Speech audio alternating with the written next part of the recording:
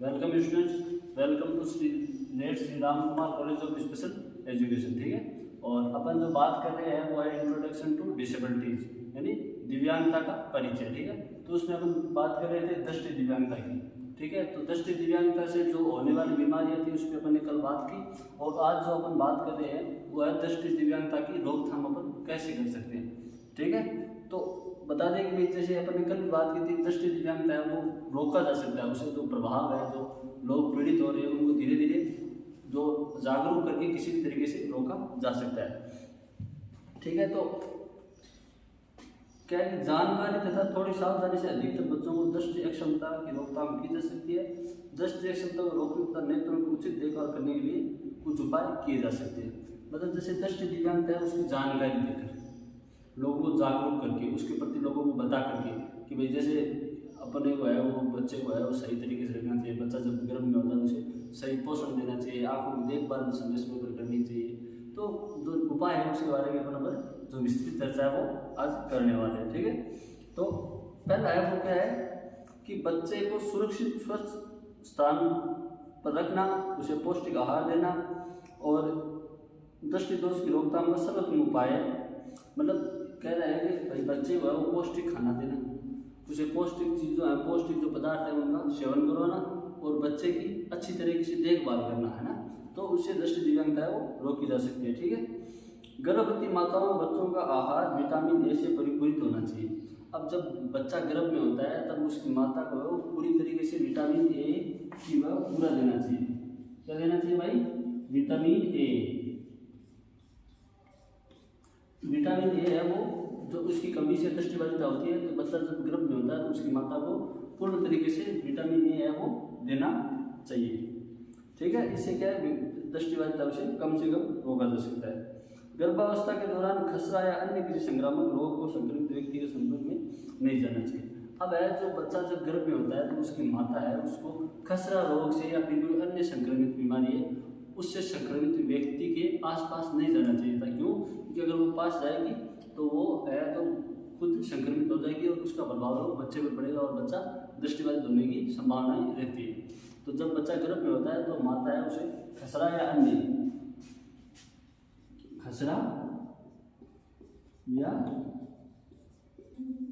अन्य कोई संक्रामक बीमारी,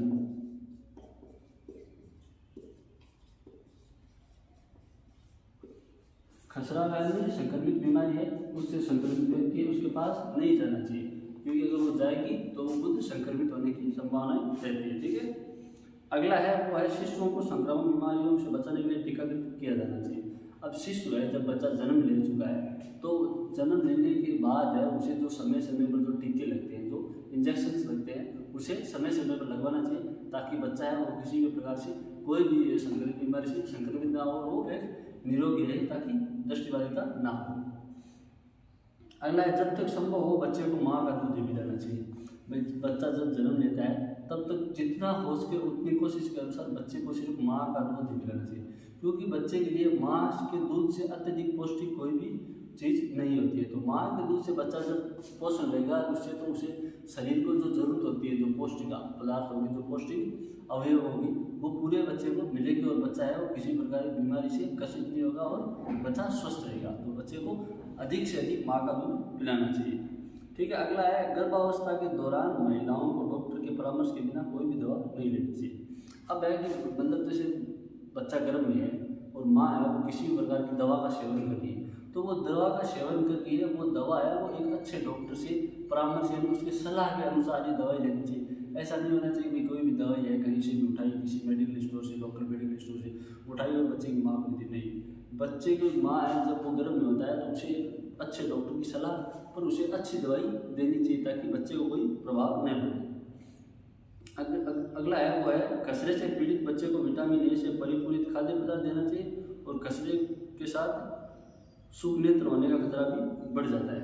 अब क्या है कि मतलब जैसे कोई बच्चा है वो खसरे से पीड़ित हो गया तो उसे जो विटामिन ए है उससे परिपूरित भोजन, यानी उससे जो जिस भोजन में विटामिन ए होता है वो पूरी मात्रा में वो भोजन करना चाहिए। और क्योंकि बच्चा का जो अगर विटामिन ए की कमी होगी तो उसे खसरा, और खसरे से उसे शुष्क नेत्र की बीमारी होने लग जाएगी। शुष्क नेत्र मतलब अपने कल पढ़ा था ना, शुष्क नेत्र यानी आंखें हैं वो जो शुष्क होने लगने लगती है, उसमें आर्द्रता की नमी की कमी आ जाएगी और आंखें हैं वो जो है दृष्टि दिव्यांगता है वो होने की चांसेस रहते हैं। तो बच्चे को किससे भाई खसरा से अगर पीड़ित हो गया है तो बच्चे को विटामिन ए से परिपूर्ण भोजन करवाना चाहिए। अगला है नज़दीकी रिश्तेदारों में विवाह संबंध न करें और बच्चे को दृष्टिबाधिता से रोकने का सर्वोत्तम उपाय है। मतलब जो अपना जो किसी से शादी विवाह करते हैं तो वह वो एक रक्त संबंध में नहीं होना चाहिए, एक ही रक्त संबंध में। एक ही रक्त संबंध में होने से क्या होगा कि उसमें उस परिवार की अनुवांशिकता आएंगी और अनुवांशिकता में जैसे कोई भी व्यक्ति है वो किसी बीमारी से पीड़ित है तो जो आने वाली पीढ़ी है वो होगी, तो वो एक रक्त संबंध में विवाह नहीं होना चाहिए। अगला है वो आंखों की समस्याओं या देखने नहीं के प्रारंभिक लक्षणों के लिए जांच कराई जानी चाहिए। अब जब भी बच्चे को है वो थोड़ा बहुत आंखों में परेशानी हो, उसे जो देखने में दिक्कत आए तो उसे जल्द से जल्द डॉक्टर के पास लेना चाहिए, उसे परामर्श या सलाह लेनी चाहिए और उसे जल्द से जल्द उसका इलाज लेना चाहिए ताकि वो जो दृष्टि दिव्यांगता है वो न हो और आंखें हैं वो इलाज द्वारा ठीक की जा सके। अगला है वो गंदे पानी में तैरने या स्नान करने से बचे और नेत्रों को संक्रमण से रोका जा सकता है। अब जैसे कहीं पे जाते हैं अपन तो वहाँ जाते हैं तो अपन को कहीं पे घर पे या बाहर जहाँ भी हो उसे वहाँ पर हमें वो गंदे पानी से नहाने या उसमें तैरने से हमें बचना चाहिए, क्योंकि गंदे पानी से वो पानी आँखों में जाता है और आँखों में संक्रमण की या कीटाणुओं की जो मात्रा है वो बढ़ जाती है और उससे आँखें है वो खराब हो सकती है और व्यक्ति दृष्टिबाधित हो सकता है।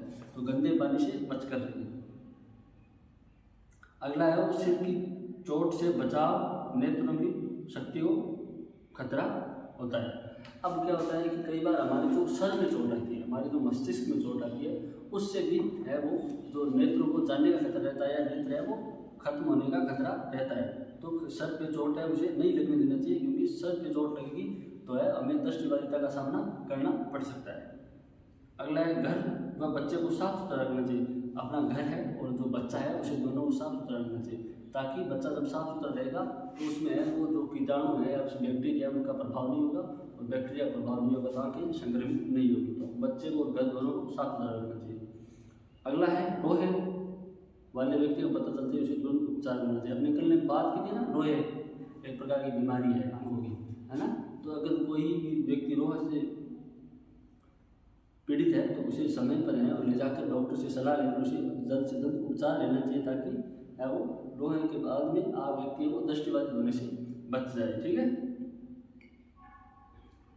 आगे है नोकदार तीर, गोलियों, ज्वलनशील पदार्थों, पटाखे, अम्ल आदि से बच्चों को दूर रखना चाहिए। अब आगे है वो है कि नोकदार तीर है, जो तीखे जो तीर है उनसे, गोलियां से जो गोली होती है उससे, ज्वलनशील पदार्थ यानी जो जलने वाले पदार्थ है उनसे, पटाखों से और अम्ल से।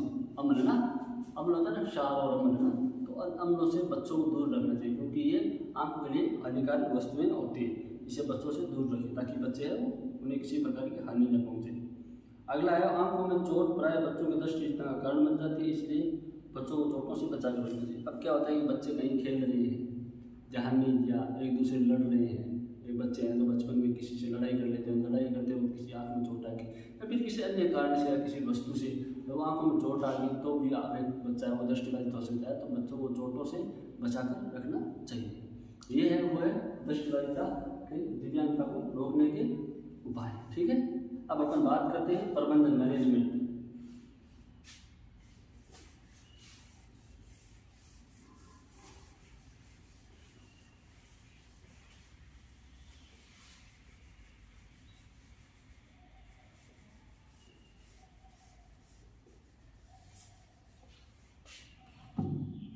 अगला है अपन को इतना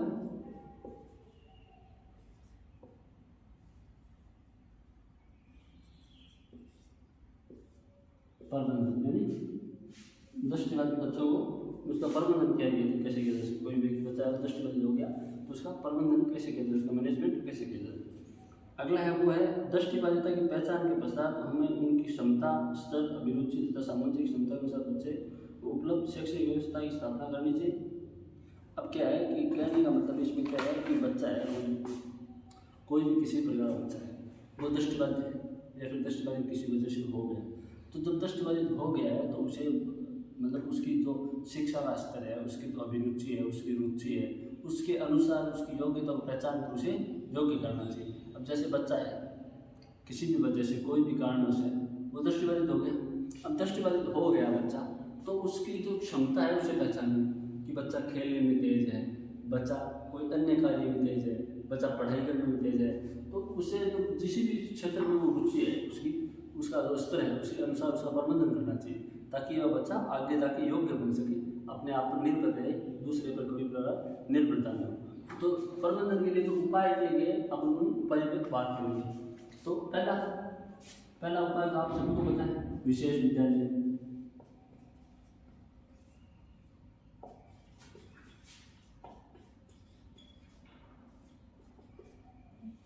क्या है भाई? विशेष विद्यालय। इन विद्यालयों में सभी विद्यार्थियों दृष्टिबाधिता की श्रेणी वाले होते हैं। साधारणतः विद्यालय आवासीय होते हैं। सामान्य शिक्षा व्यवस्था से अलग ये एक ऐसी शिक्षा व्यवस्था जिससे विशेष आवश्यकता बच्चों को विद्यार्थियों की आवश्यकता पूर्ति होती है। विशेष ये विद्यालय है वो दृष्टिबाधित बच्चे उनके लिए ही होता है।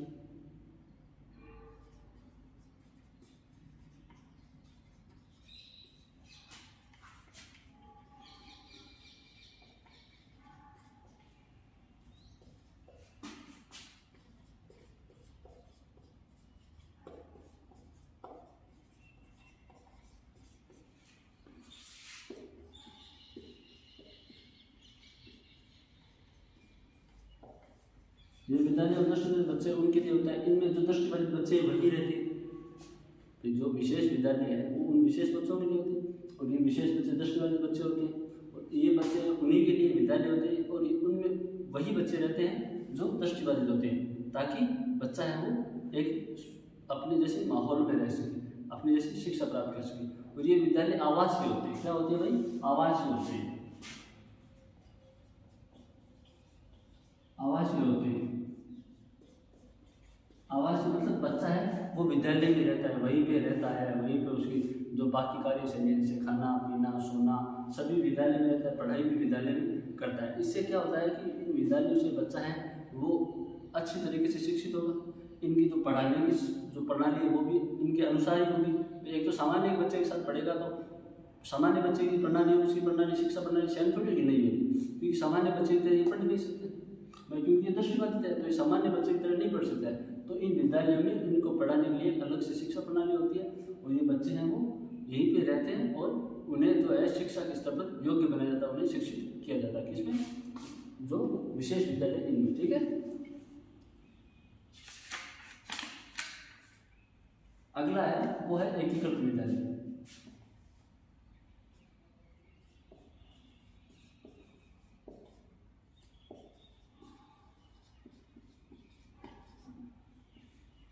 अगला है वो है एकीकृत विद्यालय। ठीक है। इस व्यवस्था में दृष्टिबाधित विद्यार्थियों को सामान्य विद्यालय में सामान्य विद्यार्थियों के साथ शिक्षा का अवसर प्रदान किया जाता है। एकीकृत का अर्थ है पृथक पृथक लोगों को पुनः इकट्ठा करना, और विशेष विद्यालय की सबसे बड़ी कमी यह है कि विशेष आवश्यकता और बच्चों को समाज से अलग करते हैं। अब क्या है? एक होता है एकीकृत विद्यालय, ये क्या है? विशेष विद्यालय किसके लिए होते हैं? ये केवल दृष्टिबाधित बच्चों के लिए होते हैं, और ये आवासीय होते हैं। एकीकृत विद्यालय वो होते हैं जिनमें सामान्य और विशेष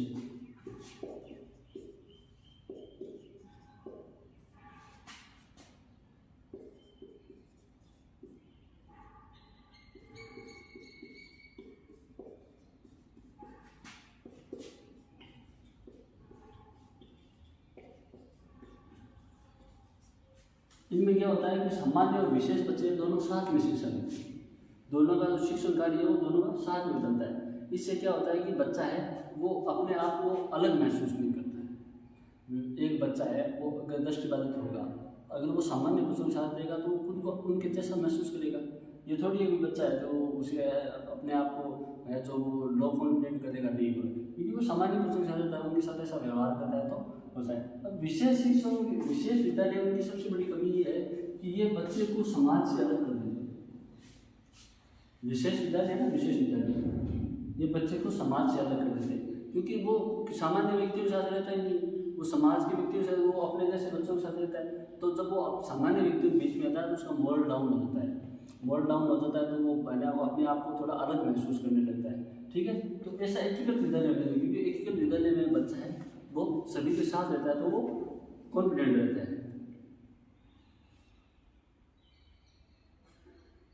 एकीकृत विद्यालय द्वारा दूर करने का प्रयास किया गया, जिसमें किए गए विशेष आवश्यकता विद्यार्थियों को उनके हमउम्र सामान्य लोगों के निकट लाकर पूर्ण किया जाता है। अब जो विशेष विद्यालय उनकी सबसे बड़ी कमी ये थी कि ये है वो बच्चे को समाज से अलग करते हैं, समाज से अलग करते हैं।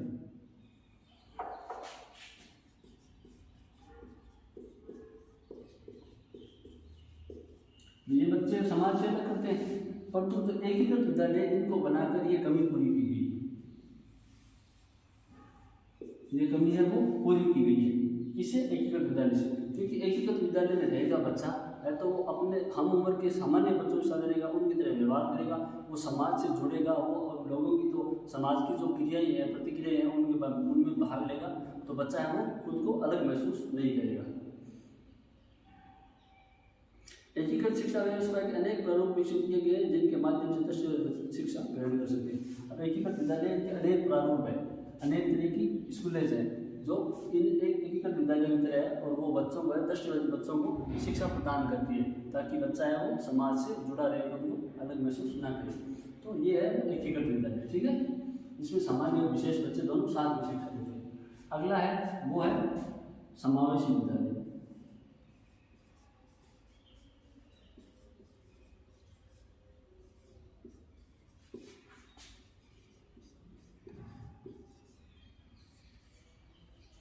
क्या भाई? समावेशी विद्यालय यह एक ऐसी व्यवस्था है जो शारीरिक, बौद्धिक, सामाजिक, भाषाई, लिंगात्मक या अन्य किसी भेदभाव के बिना बच्चों का स्वागत करती है तथा उन्हें समाज की मुख्य धारा में समाहित करने का प्रयास करती है। अब समावेशी विद्यालय वो क्या होता है कि वो बच्चों के साथ है, वो किसी भी प्रकार का भेदभाव नहीं करता है, न वो सामाजिक करता है, न वो लैंगिक करता है, न वो शैक्षिक करता है, ना जातिगत करता है, किसी प्रकार का भेदभाव नहीं करता है। मतलब लड़का लड़की है वो साथ में रहते हैं, सामान्य और विशेष बच्चे वो दोनों साथ में रहते हैं, वो किस समाज से आते हैं ये उनसे कोई फर्क नहीं पड़ता, सभी बिना किसी भेदभाव के बच्चों को शिक्षा दी जाती है तथा उन्हें समाज की मुख्य धारा में समाहित करने का प्रयास करती है। और ये जो है वो समाज की शिक्षा है, वो जो विशेष बच्चे होते हैं उनको समाज की मुख्य धारा में प्रभावित करने का है वो कार्य करती है। यानी जो विशेष, अब समाज में क्या है कि जब कोई बच्चा दृष्टिबाधित है या फिर किसी अन्य विकलांगता से पीड़ित है, तो जो समाज है उसे अलग नज़रों से देखेगा, समाज उसे अलग तरीके से ट्रीट करेगा। तो ये वो कार्य करते हैं कि बच्चे को किसी भी प्रकार का कोई भेदभाव नहीं हो, समाज में जैसे नॉर्मल बच्चे रहते हैं, जो सामान्य बच्चे रहते हैं, उन्हीं की तरह ही उन्हें लाने का प्रयास कौन करता है? समावेशी विद्यालय। समावेशी शिक्षा में सभी प्रकार के बच्चे एक सामान्य विद्यालय में सामान्य व्यवस्था में सम्मिलित होते हैं। समावेशी विद्यालय में क्या होता है? इस एक सामान्य विद्यालय होता है और सामान्य विद्यालय में सामान्य बच्चों के साथ विशेष आवश्यकता वाले बच्चे हैं, वो विशेष आवश्यकता वाले बच्चे हैं वो शिक्षा लेते हैं ताकि बच्चा है वो समाज से जुड़ा रहे। ठीक है, तो ये है वो समावेशी विद्यालय। ठीक है, अगला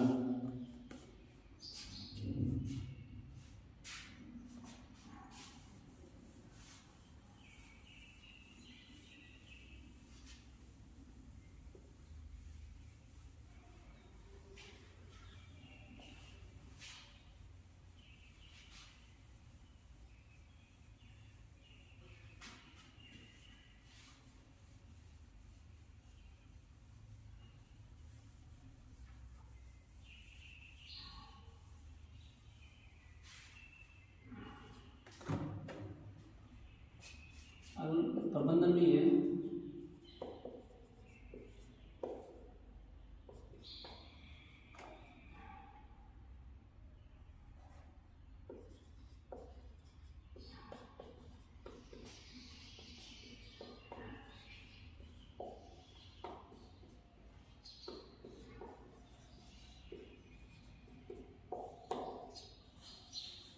अगला है मुक्त एवं दूरस्थ शिक्षा व्यवस्था। इसमें क्या होता है भाई कि दृष्टिबाधित या किसी भी अन्य विशेष आवश्यकता बच्चों को औपचारिक विद्यालय में शिक्षा न ग्रहण कर न पाने के कारण। अब क्या होता है कि जो विशेष आवश्यकता वाले बच्चे होते हैं, ठीक है, विशेष आवश्यकता वाले बच्चे होते हैं, उनको है वो एक मतलब औपचारिक विद्यालय में शिक्षा नहीं दी जाती है। बच्चे को उसे उपचार के तरीके से ट्रीट नहीं किया जाता है, सामान्य शिक्षा दी जाती है। उसके उपलक्ष्य में बात करते हैं। विलंब में विकलांगता चिन्हित करने के कारण देर से विद्यालय शिक्षा ग्रहण करना। अब इसमें क्या होता है कि वो ये उन बच्चों को शिक्षा देता है जो दृष्टिबाधित या फिर किसी अन्य विकलांगता से पीड़ित हो गई और उन्हें देर से शिक्षा मिलती है। देर से शिक्षा मतलब जैसे कोई बच्चा है जो सामान्य बच्चा है, वो 5 साल की उम्र में स्कूल जाता है,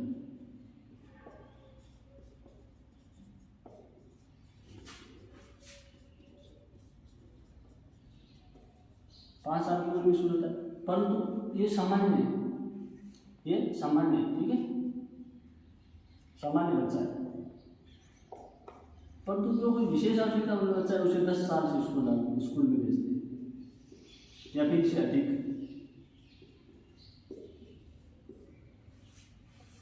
सामान्य है वो 5 साल की उम्र में स्कूल जाएगी, परंतु ये है वो 10 साल की उम्र से या उससे अधिक है या फिर स्कूल भेजते नहीं है। तो ये उन बच्चों पे काम करता है जो किसी भी तरीके से भी जो है वो बच्चों को वंचित रह गया बच्चा शिक्षा से, तो उन बच्चों की सहायता करता है। औपचारिक विद्यालय के पाठ्यक्रम का व्यवस्था को लचीला न होना। अब क्या होता है कि जैसे कोई विद्यालय है, उसकी शिक्षा व्यवस्था है उन बच्चों के लिए मतलब कठिन है, दृष्टिबाधित बच्चों के लिए कठिन है, तो उनको सही करना ताकि बच्चा है वो आसानी से शिक्षा प्राप्त कर सके, सरल शिक्षा प्राप्त कर सके। उसके पाठ्यक्रम में जो सुधार लाते हैं। चिकित्सकीय उपचार या शल्य चिकित्सा के फलस्वरूप प्राय विद्यालय में नियमित रूप से उपस्थित नहीं हो पाना। अब क्या होता है कि मतलब जैसे कोई भी बच्चा है वो या तो किसी प्रकार की मतलब जैसे दिव्यांगता से पीड़ित है या दृष्टिबाधिता से पीड़ित है और वो है वो किसी इलाज या शल्य चिकित्सा से है वो स्कूल नहीं जा पाए हैं, उसे समय लगे है, तो उसे वापस रिकवर करते हैं और उसका जो शिक्षण कार्य है वो चलाते हैं, ठीक है। अगला है वो है दृष्टिबाधित बच्चों को प्रशिक्षण, ठीक है।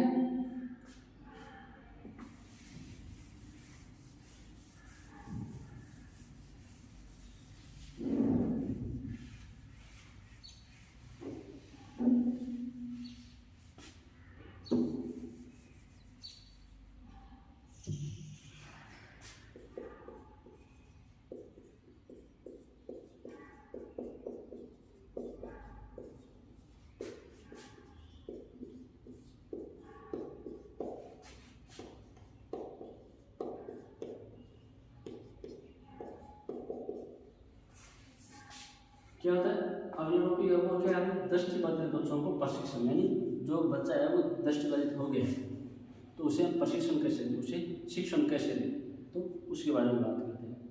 दृष्टिबाधित बच्चों को सामान्य बच्चों को दिया जाने वाला प्रशिक्षण में कुछ अन्य प्रशिक्षण भी दिया जाता है। ये प्रशिक्षण उन्हें समाज में समायोजित करने तथा विद्यालय की सामान्य पाठ्यचर्या तक सुनिश्चित करने में सहायक होते हैं। अब है ये कह रहा है कि जो दृष्टिबाधित बच्चा है उसे सामान्य बच्चे की तरह जो शिक्षा मिलनी चाहिए, बाकी कुछ शिक्षा है जो उसे अलग से मिलनी चाहिए ताकि है बच्चा है वो जो समाज है उसके साथ एडजस्टमेंट कर सके, उसके साथ सहचार्य है वो बैठा सके ताकि बच्चा है वो समाज की मुख्य धारा से जुड़ सके, है। तो उसी के लिए अपन बात करेंगे, ठीक है। पहला है वो है अनुस्थिति।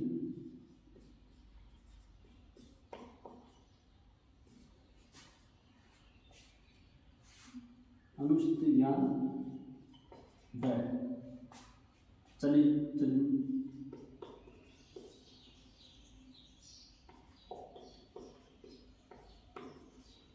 अनुस्थिति ज्ञान है चलिए, ठीक है, चलिए ठीक है। वातावरण में समय की स्थिति की जानकारी तथा वातावरण के साथ अर्थपूर्ण संपर्क स्थापित करने व नियंत्रण की योग्यता अनुपस्थिति ज्ञान कहलाती है। अनुपस्थिति ज्ञान ये क्या होता है कि वातावरण में समय की स्थिति जानकारी तथा वातावरण के साथ अर्थपूर्ण संपर्क स्थापित करना, मतलब है वो जो हमारे जो ये अनुपस्थिति ज्ञान अनुस्थिति ज्ञान क्या होता है। अनुस्थिति ज्ञान ये होता है कि जो खुद को है वो वातावरण में अपना स्थान जानना, वातावरण के साथ सामंजस्य बैठाना, वातावरण के साथ समायोजन करना हो, वो क्या कहलाता है? अनुपस्थिति ज्ञान। यानी वातावरण में हमें पता चलना चाहिए कि हमारी स्थिति क्या है, हमारा कार्य क्या है, हमें वातावरण के साथ क्या कार्य करने चाहिए। इसे क्या कहते हैं भाई? क्या कहते हैं? अनुस्थिति ज्ञान। ठीक है।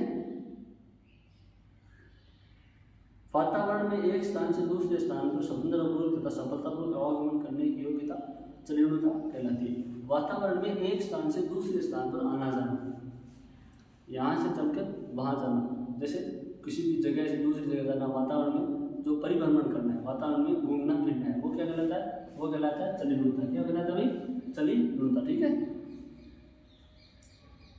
दृष्टि के अभाव के कारण वातावरण को समझने, नियंत्रण करने तथा आने जाने का क्षेत्र कम हो जाता है, तो उसकी क्षमता अन्य वस्तुओं की दक्षता को प्रभावित करती है। अब ये है कि भाई चलनीयता है, इसमें क्या होता है कि जो बच्चा है उसे दृष्टिबाधित हो जाता है, तो उस वातावरण में पूरी तरीके से जिसे सामान्य बच्चा विचरण करता है उस प्रकार विचरण नहीं कर पाता है। भाई एक सामान्य बच्चा है, वो वातावरण में घूमता फिरता है, उसकी तरह दृष्टिबाधित थोड़ी घूम सकता है? नहीं घूम सकता, क्योंकि वो दृष्टिबाधित उसे जैसे घूमने फिरने में कठिनाई का सामना करना पड़ता है। तो जो ये कठिनाई होती है, वातावरण के साथ संपर्क नहीं बैठा पाता है सही से, तो इस वजह से उसकी अन्य जो दक्षताएं हैं या फिर उनकी जो अन्य योग्यताएं वो भी प्रभावित होती है। बच्चा है वो अन्य जो योग्यताएं उनमें भी प्रभावित होता है और उसे नुकसान पहुंचता है। चलनीयता और अनुपस्थिति ज्ञान प्रशिक्षण में इसी संबंधित प्रशिक्षण प्रदान किया जाता है। इसमें दृष्टिमान, मार्गदर्शक कौशल, सुरक्षात्मक कौशल, लंबी छड़ी कौशल, डॉग गाइड कौशल एवं अन्य अनुपस्थिति चलनीयता संबंधित आधुनिक इलेक्ट्रिक उपकरणों का प्रशिक्षण दिया जाता है।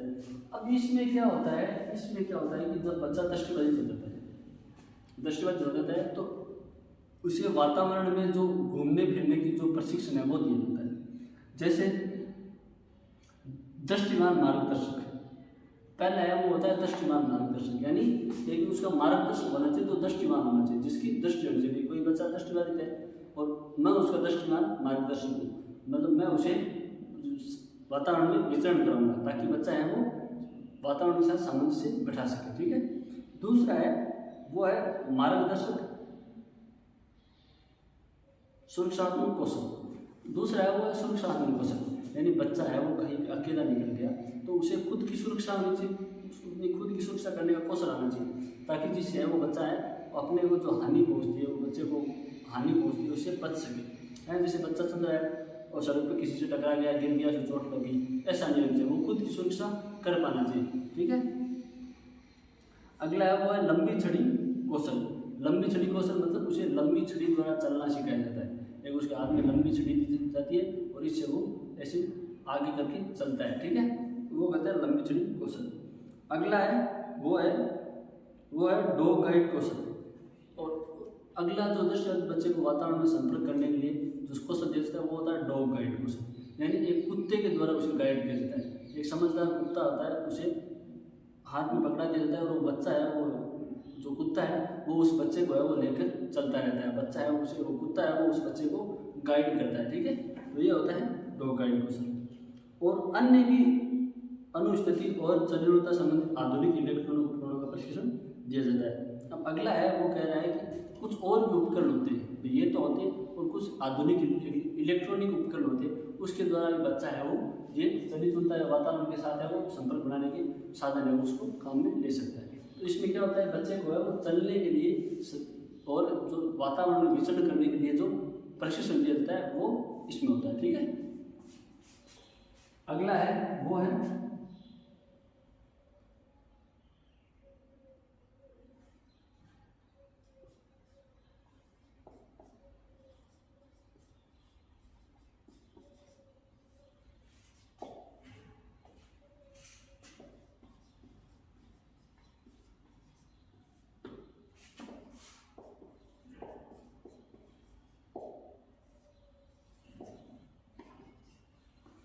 वो ज्ञानेंद्रिय है स्मृति प्रशिक्षण है।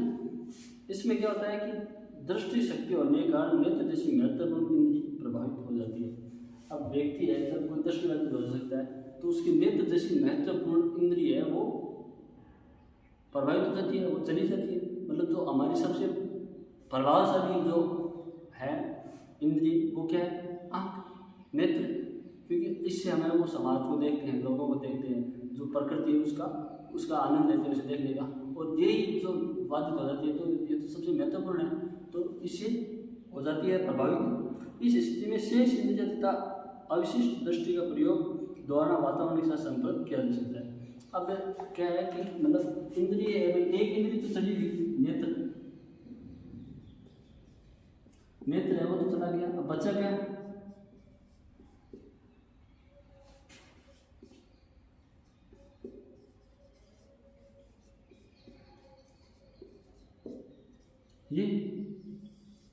ये इंद्रियां बची भाई, 5 इंद्रियां होती है, एक नेत्र, आँख, कान, नाक, जीभ और त्वचा है।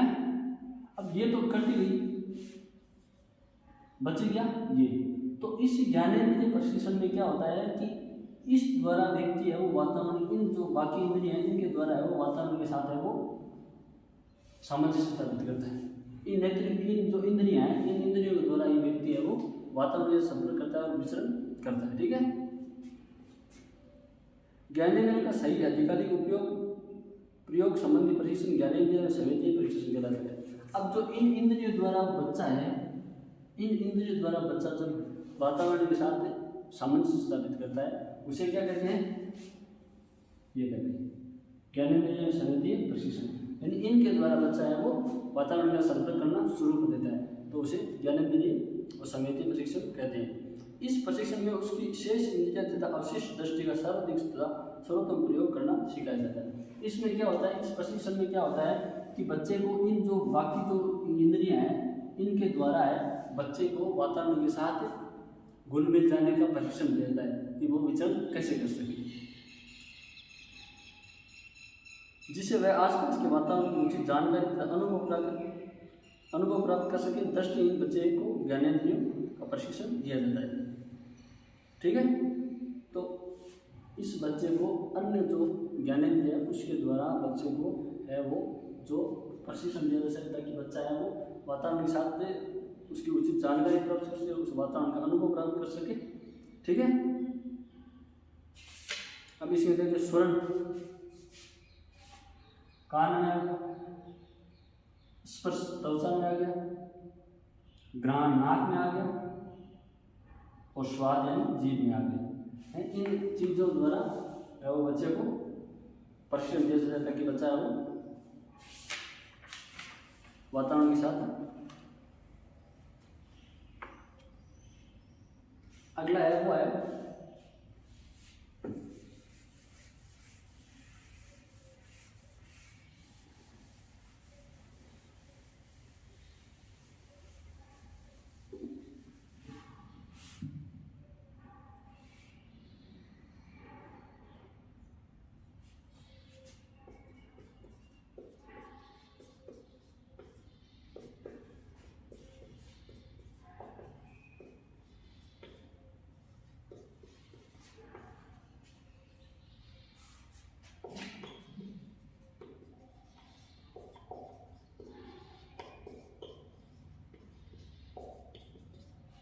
दैनिक क्रिया कौशल संबंधी प्रशिक्षण, ठीक है।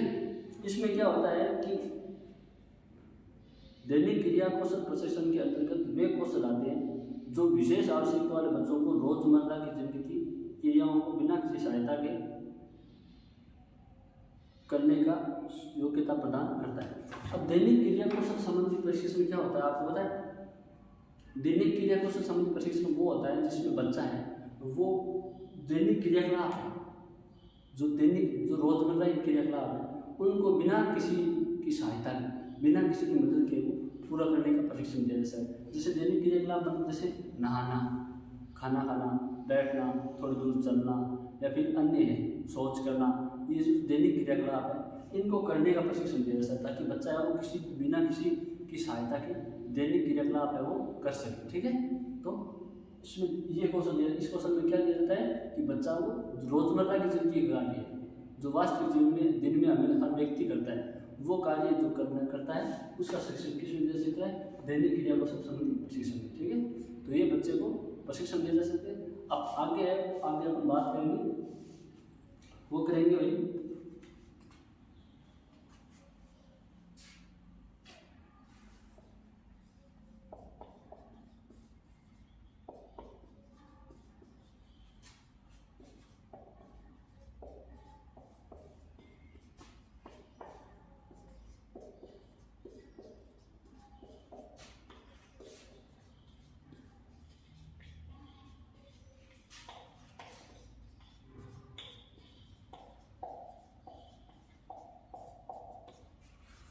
टॉपिक है उस पर बात करेंगे, वो है अपन दृष्टिबाधित बच्चों द्वारा काम में लिए जाने वाले उपकरण। ठीक है, ये उपकरण है, कौन कौन से उपकरण है जो दृष्टिबाधित बच्चा है वो काम में लेता है। ठीक है, तो ये बात है वो अपन करेंगे अगली क्लास में। ठीक है, आज के लिए इतना ही, धन्यवाद।